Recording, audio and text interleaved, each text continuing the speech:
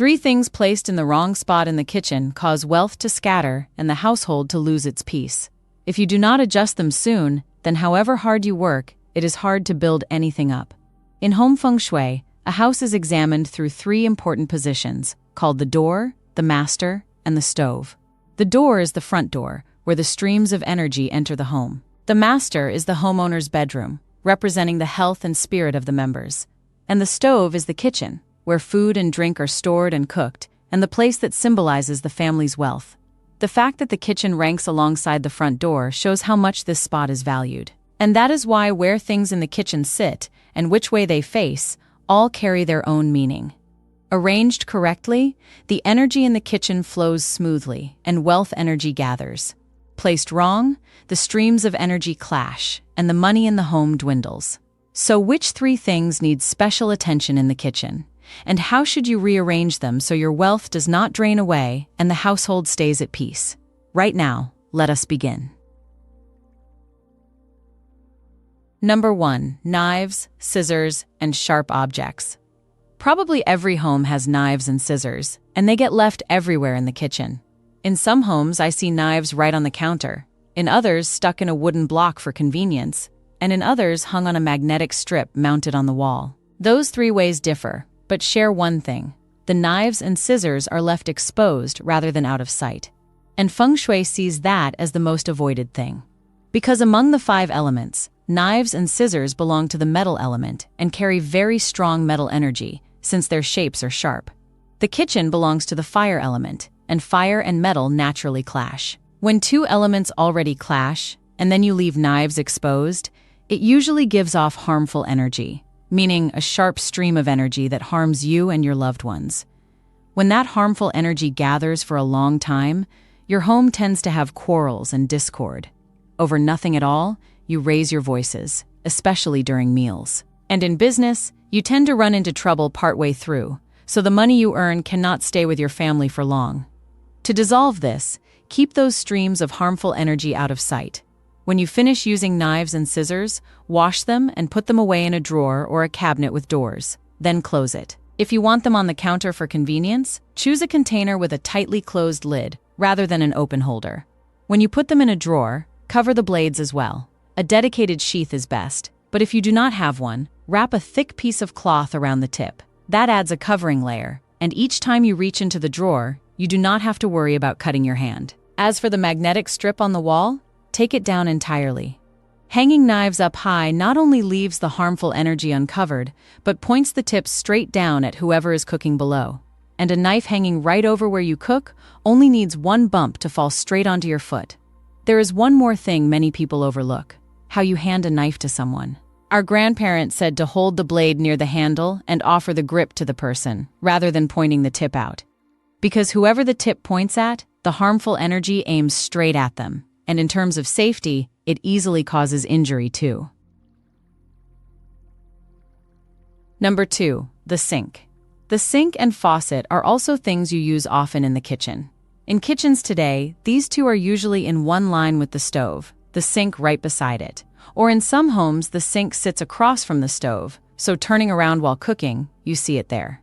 The stove belongs to the fire element, while the sink and faucet belong to the water element. Among the 5 elements, water overcomes fire, water puts out fire. So placing those 2 right next to each other or facing each other is called water and fire clashing, meaning water and fire in conflict in the same spot. When the flame is overtaken by water and weakened, while the stove fire is seen as holding the warmth for the whole home, then that warmth fades too, and your home becomes emptier than before.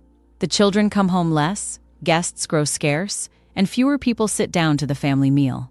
As for money, with water and fire clashing, the energy in the kitchen cannot gather. And since the kitchen keeps the wealth for the whole home, when the energy does not gather, that storehouse springs a leak, and money that arrives flows out through the gap. You still earn steadily each month, but once it reaches your hands, it keeps dwindling, a little here and a little there, and by month's end, you cannot even remember what you spent it on. To cover that leak, separate water and fire, and do not let the 2 face off directly. If your sink and stove are in one line, leave an open stretch of empty counter between them, about 5 feet wide, which is roughly 1.5 meters. That empty stretch is the buffer zone, and with it, Water and fire no longer clash, the energy gathers, and the money you earn has a place to settle. If your kitchen is more spacious, arrange it in an L shape, the stove on one side, the sink on the other, at a right angle. That way, the two streams of energy no longer face each other. Your storehouse of wealth is kept covered, and however much you gather, that much you keep. And for those in an apartment with pre-built cabinets that cannot be moved, place a wooden cutting board or tray in that middle spot. Wood belongs to the wood element, and among the 5 elements, water generates wood, and wood generates fire. Wood in the middle can feed the fire in return, so the two clashing elements turn instead to generating one another. Number 3, the refrigerator. The refrigerator is the largest item in the kitchen, and wherever it is set, it pretty much stays there for years. So its spot is usually chosen by wherever there is room, rather than by direction. But in Feng Shui, the refrigerator is the storehouse holding the family's wealth, because it holds the food and drink that feed the whole home. And a storehouse must be private and face inward.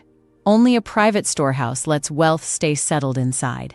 So the first thing to review is which way your refrigerator door opens. If it faces straight out toward the front door or the kitchen door, then the storehouse opens its mouth outward. Each time you open it, the energy in the home runs out along that path, no different from the wealth heading straight out the door and away. For those with a fridge set up this way, money is very hard to build up. You still earn it, you still have this and that, but every month it is just enough to spend, and when you need a large sum, you do not have it and have to scramble to borrow. To adjust it, turn the fridge at an angle so the door opens toward the inside of the home rather than facing straight out. If it is set into a wall recess and cannot be turned, hang a curtain or place a small cabinet to block the line of sight from the door. When the storehouse faces in toward your family, the wealth can stay for the long run. Once it faces the right way, pay attention to what you keep inside. Since the refrigerator is a storehouse, you have to keep it full for it to bring abundance. When it always has food and drink, and you open it to see plenty, that is the image of a family with no worries about food and clothing. But if you leave it bare, opening it to just a few eggs and a bottle of water, your family can fall into coming up short, so do not leave it empty. In the cool section, always keep some vegetables, a few eggs, a few bottles of water. In the freezer, store some meat and fish, so on a busy day you cannot get to the market, there is still something to cook. Because a full storehouse gives the wealth energy something to rest on, while an empty one leaves it fading away. After adjusting the refrigerator, the sink, or the knives and scissors, your kitchen can become smoother. But that only keeps the energy from scattering, and to help it multiply further, activate it with the following items. First is a jar of salt. Salt belongs to the earth element, and among the 5 elements, fire generates earth, meaning fire nourishes earth. So a jar of salt in the kitchen is seen as compatible, because the kitchen's fire energy does not clash with it, but nourishes it. Nourished by that fire energy, a jar of salt brings out its natural quality all the more. White salt carries a yang quality, and is seen as dissolving foul energy, meaning the dirty energy from leftover food and trash in the kitchen. That is why, since long ago, people have used salt to stand guard and drive away unwholesome energy. And once foul energy is pushed back, the kitchen becomes clean, and the meals cooked there truly nourish people. Because of that, you and your loved ones come down with fewer little illnesses, your meals taste good, and your health holds up better. For this, choose a stoneware or ceramic jar with a lid, rather than plastic. Set it in a dry spot in the kitchen, away from the stove fire and away from damp places near the sink. When you measure salt in, heap it with a rounded top rather than leveling it off, because a heaping jar carries the meaning of fullness. And change the salt once a year, around the end of the year, as if trading the old for the new. Second is a basket of fresh fruit. Fruit belongs to the wood element, and wood generates fire, meaning the plant feeds the flame. Placing fruit in the kitchen adds strength to the fire energy, and when the fire energy is prosperous, the force of multiplying in the home grows stronger. That force applies directly to the family's path of making a living. For those in business, deals find their way to you more easily, and regular customers come back more steadily. For those on a salary, you more easily gain unexpected income, nudging up month after month.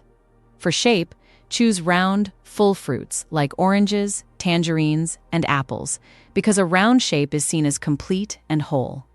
For color, choose yellow and orange fruits, because those two colors belong to the earth element, corresponding to fullness and the gathering of wealth. You can arrange the fruit on a plate or in a basket, on the dining table or the counter. Whichever fruit starts to wither, throw it out right away and put in fresh. Because fresh fruit carries living energy, while withered fruit gives off weakening energy, and in the kitchen it goes against the original meaning of abundance. Finally is the light in the kitchen. Light belongs to Yang, and the kitchen is the place with the most abundant Yang energy in the home. When a kitchen is dark for a long time, the yin side rises, and the energy pools in one place rather than circulating, a state called stalled energy. When the energy has stalled, your family's comings and goings become blocked as well. You tend to run into things that seemed nearly done, having to wait. And when you need a hand, you do not know who to turn to. A bright kitchen lets the energy circulate freely. Your way forward opens wider, and in hard times, someone often comes to lend support. So keep your kitchen bright at all times. During the day, open the windows to let the sun in, because sunlight is the strongest source of Yang energy. And for any dark corner, add a warm yellow light and switch it on while cooking in the evening. For the counter and the sink in particular, add lights to make them really bright, because those are the two spots where you stand the most. When they are bright enough, the Yang energy grows stronger, the energy circulates steadily, and from there, wealth energy can multiply. So I have shared with you 3 things in the kitchen that, placed wrong, easily cause wealth to scatter and make the household hard to keep at peace, along with the items you should have to activate more living energy for your family's kitchen. The kitchen is where the fire is kept, and where the food and drink for the whole home are stored. When you arrange that spot neatly, with each thing in its proper position, then both the money and the health of your family stay steady for the long run. Thank you for taking the time to watch today's video to the end. And in future videos, if there is a Feng Shui topic you would like to learn more about, leave a comment below, and I will look into it and share it with you. I wish you and your family lasting health and smooth sailing in all things. Goodbye, and I will see you again.